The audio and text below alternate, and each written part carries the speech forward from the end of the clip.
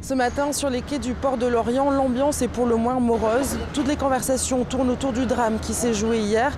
Ils sont nombreux ici à connaître Christophe Riot, le patron pêcheur porté disparu.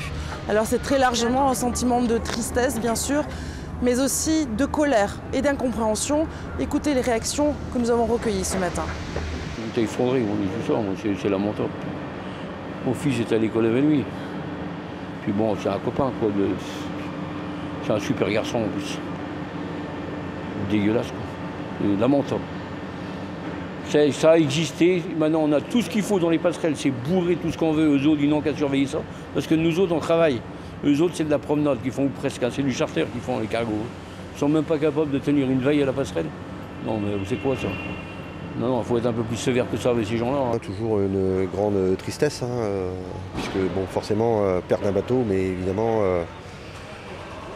perte d'un homme aussi. Et puis, c'est un petit peu le sentiment partagé par tout le monde, par la communauté portuaire, comme on dit, quoi. Donc voilà, donc tout le monde est un peu affligé par la perte toujours d'un patron, d'un matelot. Là, en l'occurrence, le patron a disparu. Bon, voilà, c'est un grand sentiment de tristesse.